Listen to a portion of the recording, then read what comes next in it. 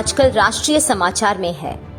उत्तरी केरल के मलप्पुरम जिले में सड़क के बीचों बीच गड्ढों को दर्शाते हुए शादी के जोड़े में एक दुल्हन का फोटोशूट देखा गया। दुल्हन एक विशिष्ट लाल रंग की साड़ी पहने मेकअप और गहनों से लदी गड्ढों से भरी सड़कों पर एक नटखट मुस्कान के साथ चली आ रही है। हाल ही में रिलीज हुई एक मलयालम फिल्म के विज्ञापन से हुई विवाद से केरल अभी तक उलझी हुई है, जिसने थिएटर जाने वालों को सिनेमा हॉल के रास्तों में गड्ढों को ध्यान में रखने की चेतावनी दी। मलयालम फिल्म का नाम है नातान केसुगुडर, मतलब तुम चाहो तो मुझ पर मुकदमा कर लो। शासक दल भारतीय कम्युनिस्ट पार्टी यानी कि मार्क्सवादी के साइबर सैनिकों ने गड्ढों के जिक्र होने वाली इस विज्ञापन के बारे में हंगामा खड़ा किया। रतीश बालकृष्ण पोदुवाल द्वारा लिखित और निर्देशित यह मलयालम फिल्म आम आदमी की समस्याओं के प्रति राजनीतिक उदासीनता पर हास्य व्यंग्य है। यह फिल्म एक मंत्री को खराब सड़कों और गड्ढों के लिए जिम्मेदार बनाने की नायक के सतत कानूनी संघर्ष को दर्शाती है।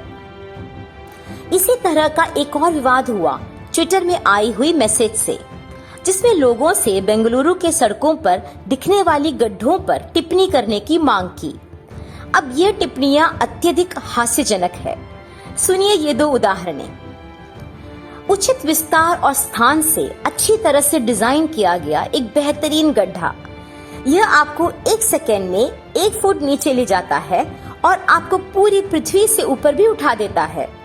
जाते जाते ना केवल ये बढ़ रहा है पर समाज पर बड़ा प्रभाव डाल रहा है। सबसे ऊंधा गड्ढा, बहुत सुंदर स्थान, कई किराने की दुकानें और बेहतरीन स्कूलों के बहुत करीब। बेंगलुरु के इंटरनेट उपयोगकर्ताओं ने भी अपनी निराशा व्यक्त करने का एक रचनात्मक तरीका खोजा है। इन गड्ढों को एक पारंपरिक स्थल के रूप में गूगल के नक्शों पर जोड़ दिया गया है। हाल ही में मौसम का परिवर्तन पूरे दक्षिण एशिया में तेजी से तबाही मचा रहा है। और तो और पाकिस्तान के 1/3 हिस्सा अपूर्व बाढ़ से जलमग्न हो गया और कई प्रमुख भारतीय शहर भी बह गए।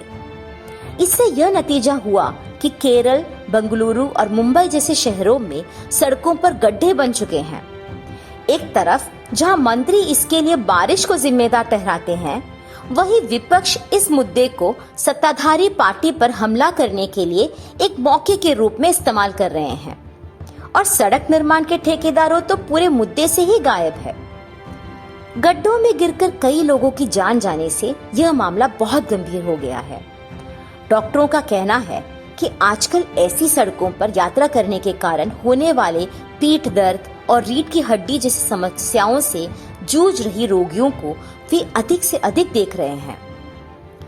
जनता की हताशा पूरे देश में स्पष्ट है और इंटरनेट उनके विरोध का सबसे आसान साधन है।